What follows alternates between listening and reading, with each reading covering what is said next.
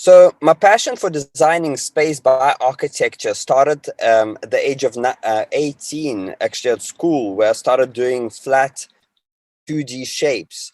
And then shortly after leaving school, I basically started designing 3D mobiles in ultraviolet. I was dyeing my own wool and painting the little space balls, and started decorating clubs and parties. And then they soon transformed into liquid spandex, um, basically decor for clubs and parties, transformed into more corporate events. And I started taking square rooms and transforming them into something a bit more, uh, you know, spicy and out of this world. And then basically in 2006, I've discovered sacred geometry. That this is my drawing and design. And let me see if I can enter full screen. Is this better? Yeah, I hope so. Okay, so basically started designing with sacred geometry, and then I started prototyping with my fabric and trying to excuse me, and basically trying to solidify it. And then at the time I started playing with geodesic domes and learned about Buckminster Fuller. This is some of the exhibition stands I was setting up, and solidifying fabric with gypsum type of mixture allowed me to create more harder shapes. But I knew it wasn't enough because I needed to go into more bioarchitecture. So I went to Mexico and visited a Gaudi-inspired architect, self-taught architect called Steve Kochler from Flying Concrete. And there I've basically started taking my liquid shapes into more permanent forms. And when I came back to South Africa, I immediately experimented. That's my whole take, is to experiment with what I learned and not just to pocket the knowledge. And I built this little booth for washing machine, and the strength was so tremendous. Was just having just under an inch thick. I was really surprised. And so then I took it further, and I built this 11 by 6 meter, or even feet 33 by 20 foot ferrocement roof, like a seashell. And it also came out a success, being only 4-inch thick. It really surprised me at the strength. You could actually build a whole second story above it.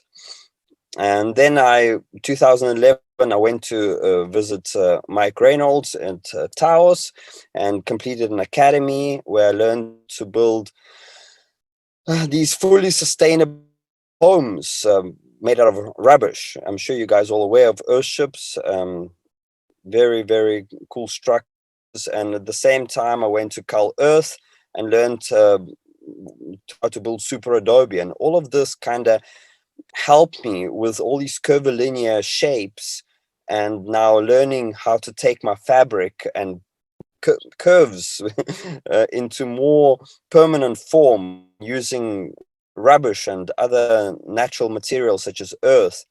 And Cal Earth blew my mind with the way that super Adobe morphs around. It's basically a man-made 3D printer, if I can just put it.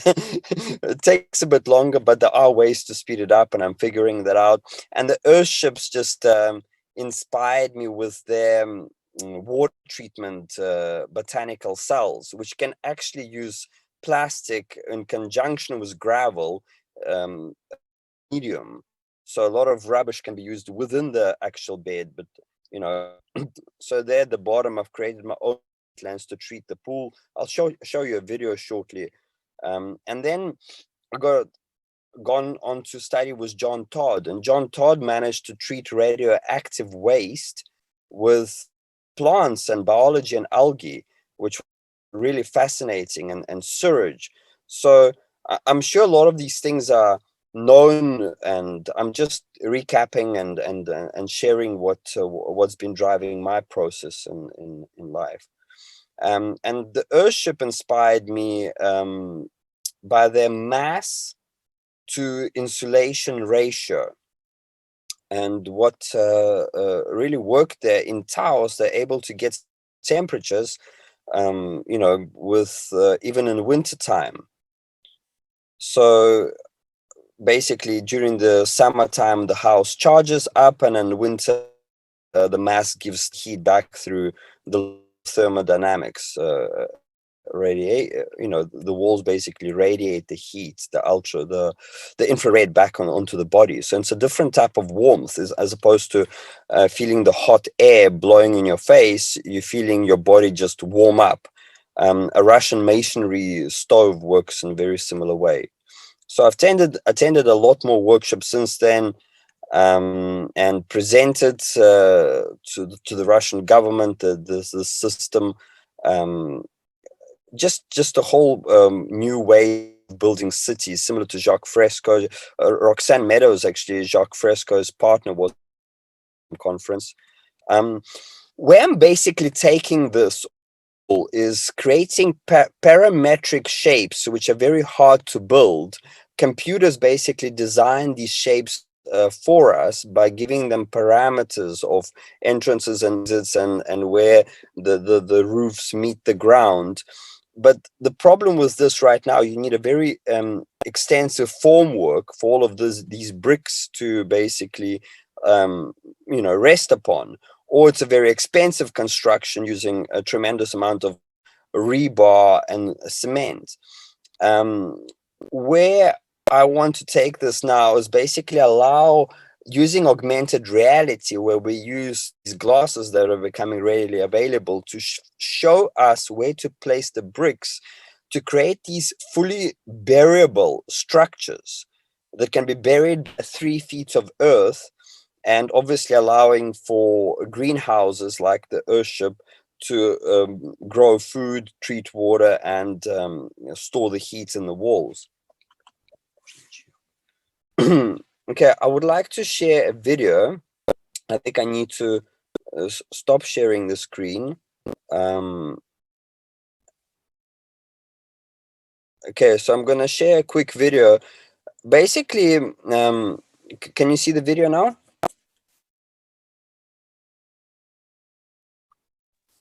Yes, it looks like the beginning of the video. Yep. Excuse me? Yes. Yeah, okay. I'm not going to allow that audio to go through, but I'll just share some of the things that I've made at my home in South Africa, which I tested all of these ecosystems, basically creating a owner-built environment that a home that can be built with that treats its own water. I'm sorry to show you this, but basically I had a really bad problem with sewage flooding my downstairs rooms 3 feet high. And that basically led to my permaculture. I had another disaster of the river. I'm on a riverfront, and basically the river condensed, jammed this pipe, the sewer pipe, and the sewage got into my house. And then the river also flooded my pool. So I had a series of disasters that basically led me to develop these permaculture systems all around the homes. And I'm going to share where I take this. And this is my wife. We're actually getting off the sewage grid. That's the river that we were able to stop with the super adobe wall that we built. And basically building this ecotech ourselves, and with the help of others, using, of course, plants, biochar, and everything is curvy and very, very strong. So these are just some of the systems that were built successfully to test out. There is the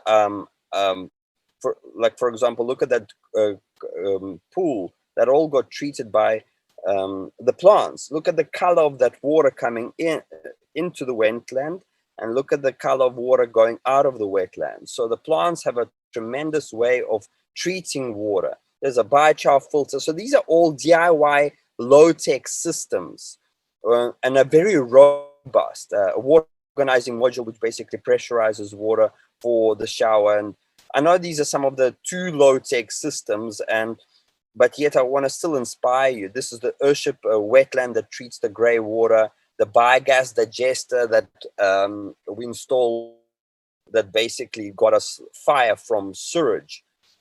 I know some of these systems can't be implemented on Mars, but nevertheless, like some of the things that are very important for Mars, I find, is a physical exercise. Here's a net that people can stretch within this string within the space that they can, physical exercise. And yeah, some of the masters I've learned from.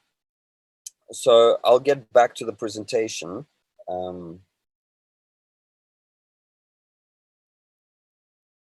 Okay, share screen.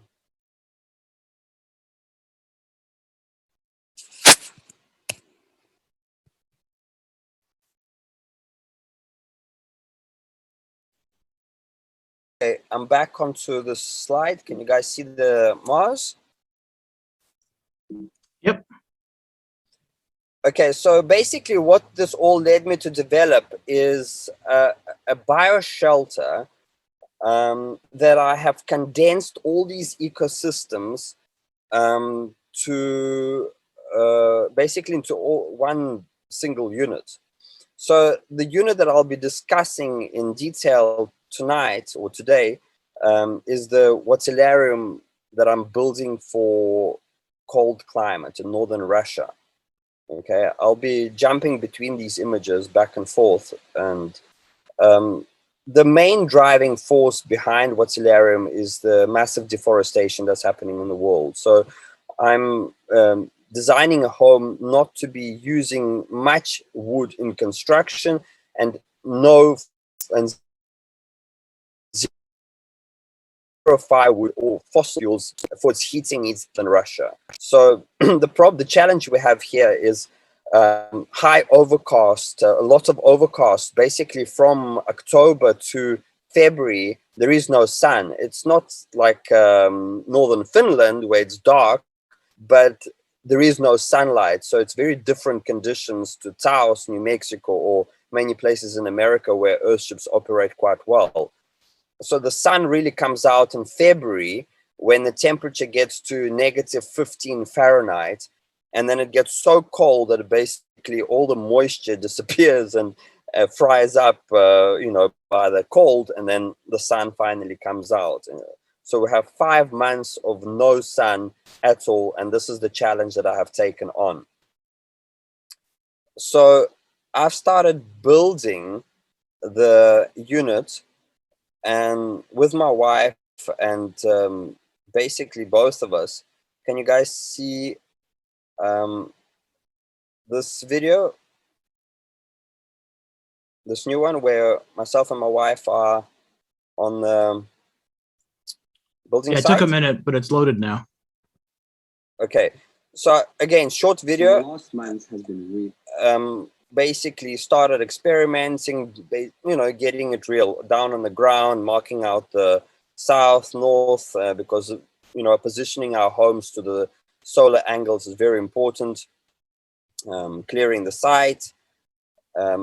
It has been quite slow. The bulldozer driver didn't arrive, so we build by hand and remove the soil by hand, and everything is by hand. So obviously, this is not the way it's going to be done on Mars, but this is the way we're doing it with almost zero budget on Earth. So drawing the home on the ground, it's obviously using Vesica Pisces, so sacred geometry, transferring the drawing onto the ground, marking it on the ground, digging the foundations, and pounding the tires, which was extremely difficult. That's coming up. And of course, developed a little system that I can feed like a little 3D printer by hand. Once again, this is not the way it's going to be done on Mars, but this is the way that we're doing it right now. Okay, so I'm back at the Mars picture. So can you see these images of Wautillarium? So I'm just double checking. Yes. Yeah, we can see that. So these are the progression of the Wautillarium home, and the top right is the one I was wanting to present to Elon Musk 4 years ago, but I thought that it needs further refinement. So basically, the design that I'm working on, building right now, is the top one here, right in the middle.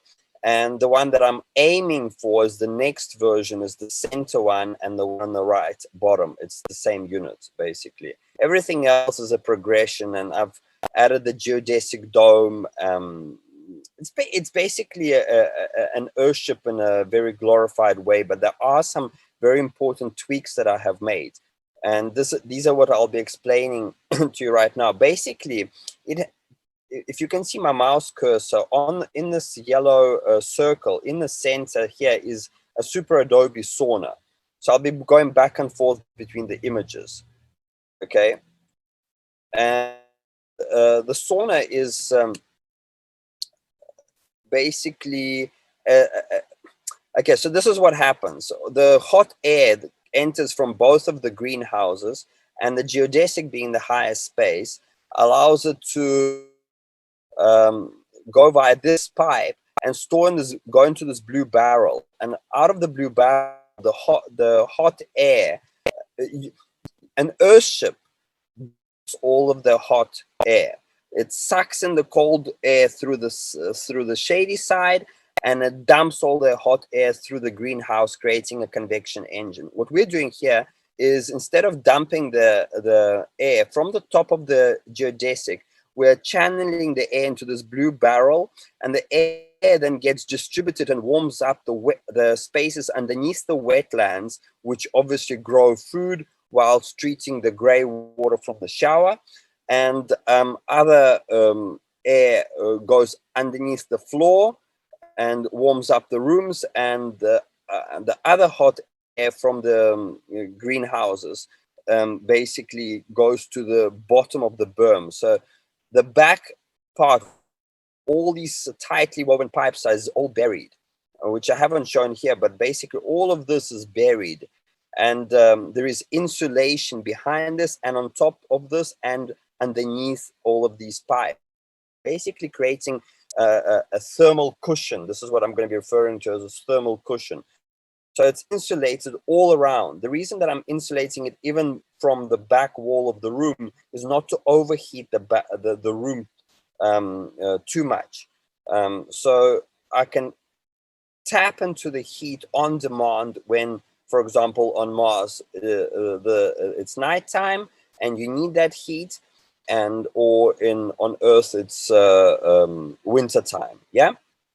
So basically, what happens is, after the heat is transferred into underneath the wetlands, under the floor, and the bottom part of the thermal cushion, it joins up into a second manifold here underneath the sauna. Okay, so I've just explained to you. So the sauna is here, and then outside is a reactor, which is made out of air. I'm using aircrete or any highly insulative material. So the reactor is basically the space between the sauna and the outer, this yellow bricks, aircrete bricks. And what happens in the reactor is a carbonaceous material such as wood chips or brown grass clippings or leaves or any carbonaceous material, paper clippings. I know some of this is obviously not available on Mars, but it's trying to inspire and see what solutions we can find and to work this thing out further. So human manure, which is why I've basically been brought to the Mars Society, is because I'm the only probably crazy guy on Earth who wants to warm up our homes with using human manure, which I'll refer to as human manure. So human manure, if pumped with a macerator pump, mixed in with wood chippings, creates tremendous heat up to 70 degrees Celsius. I don't know what that is in Fahrenheit, but it's really, really hot. So all of this human manure and carbonaceous materials such as wood chippings can be, any waste product can be basically placed in between here. So it warms up the sauna, which is obviously insulated with a layer, a waterproof layer. So none of that smell or none of that material enters the sauna or exits out of this brick insulative layer. So we have additional heat that gets created here that basically warms up the sauna, and we can tap it into on demand when we need it during the colder time. Basically, from the manifold, the air gets pushed into the back into the berm, heating up the middle parts of the berm. So now the thermal cushion, and then also from the top of the sauna, these pipes exit the hot air, and it warms up the top parts of the berm. So basically, this thermal berm, which is a burial, gets warmed up, and the insulation keeps that heat in there, and the mass allows it to store that heat and radiate it back on demand as if when we need it.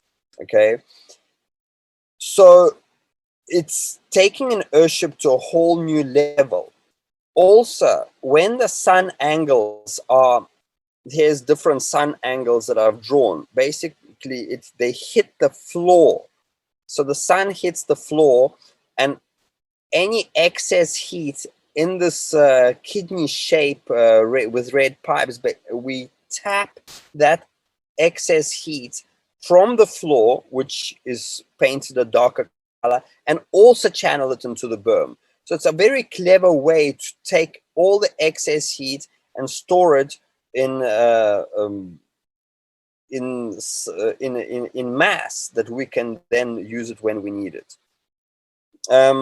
This is just showing some of the details of the sauna space. There's the sauna with the heat boiler. There is also additional hot water that, and water has a good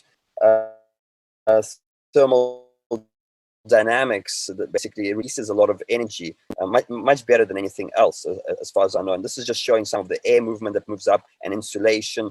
Of course, this is more designed for Earth, but with a lot of tweaks and, some of the concepts I'm hoping that can be inspired to be taken onto Mars. Here's a grid of pipes that can also be extracted very easily, removed. So they're all connected to a mesh.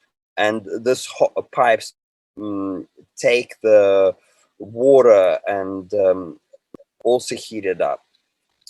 So yeah, basically, another thing that I want to explain is well-being.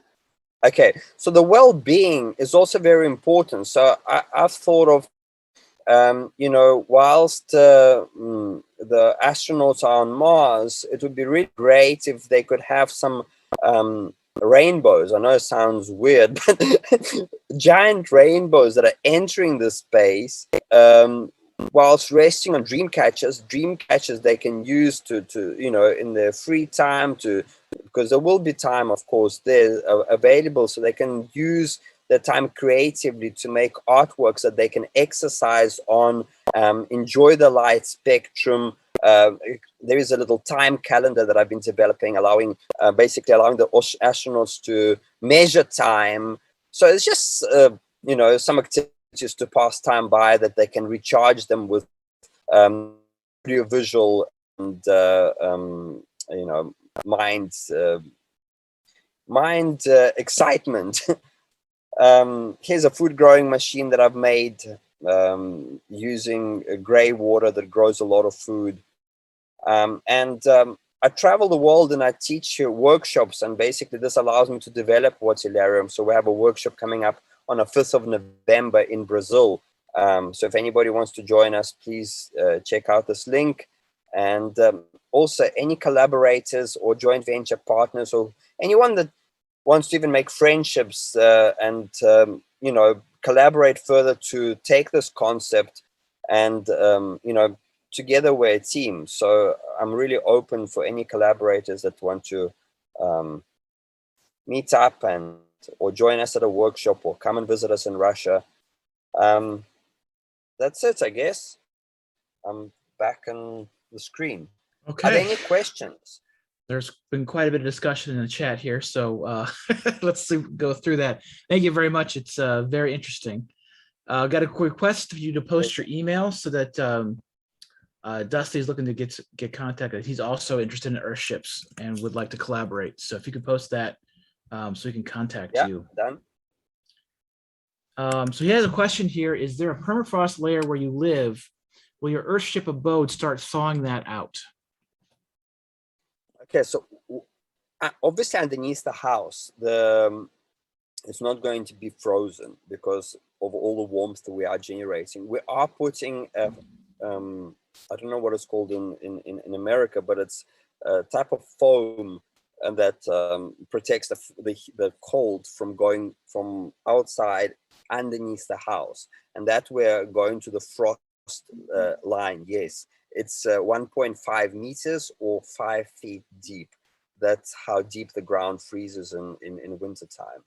So we are stopping that cold from going through, and we're also insulating underneath the house. I've had a consult with Mike Reynolds from Earthships, specifically addressing the really, really, really cold weather. Gotcha. There's some discussion here on biomass. So where would you what would you use to replace the wood chips, or would you have to specifically grow plants to basically generate wood chips for your bioreactor? The wood chips I'm going to get is from the local sawmill. They're dumping the stuff by the mega cubic tons. In Johannesburg, South Africa, I got the park sport to basically bring me grass clippings for free. Also, cubic meters, hundreds of cubic meters they just delivered because they also throw it away. You could use paper, you could use cardboard. Cardboard is freely available, obviously, at any shop that you can get to. Polystyrene, aircrete. Polystyrene is freely available at any furniture shop, and that pulverized with a simple system which I can share. What about on Mars, where we would get all this material? On Mars, this is the discussion that we need to have. I know human manure alone will not generate. It needs a bit of carbon. It needs a bit of carbon. So we need to find ways. I haven't taken that further, but I'm willing to obviously look into this further. But I have no idea what carbon can be used, unless some packaging that they bring in that they can, recycle back in. For example, if it's paper packaging, that would be a good source of carbon and lightweight. So, okay, we got some more questions in chat. Unfortunately, I think we are out of time for the next session. Alosha, if you could just go ahead and maybe respond in chat, I'll keep this session open for a few minutes while everybody heads over to the next session. Unfortunately, we didn't get a chance to go to all the questions, but it's an interesting concept, and thank you very much for the presentation. Okay, awesome. Thank you. Thank you. Thank you for the opportunity.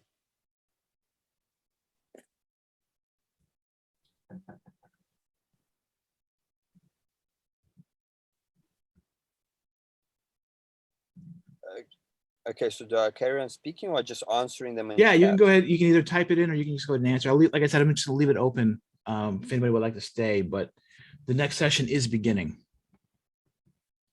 Okay, but is it going to happen in this room? No, I can continue staying in this room. Yeah, no, it's a separate room. So each session has its own room, so you can stay and chat. I can continue here for a few minutes and just check in with. Maybe if anybody's got a burning question, they can unmute themselves. Is that possible? And just ask the last question that would generate a lot of discussion was on the size. So I know it looks like you mentioned that yours looks like it's for a single family. How would that work for larger dwellings? Yes.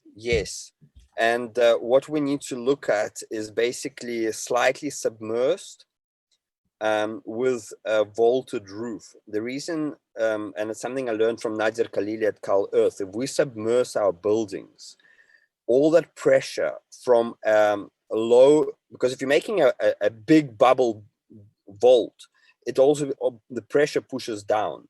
If we obviously, and if you're having a large structure such as like 50 meters diameter or 30 meters diameter, you don't want to have a roof that's 15 meters high. It's just, too high, too much energy to build that. So we want to have a shallow vault, meaning it's not like this, it's more like this. But the problem with those is the tremendous pressure it pushes sideways. So if we submerge our buildings, that allows us the earth to act as a berm. So you're not trying to build, you're not building tremendous walls to keep all that strength. Using the earth as a natural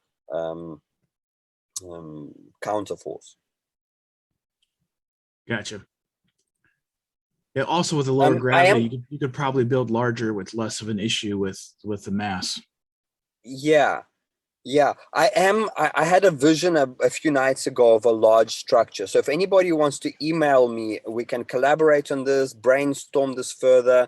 We have a nice Telegram group. So please just email me. My email is here, and join one of our online courses or support or me in any way you can by joining our training, because I'm using all the money for R&D.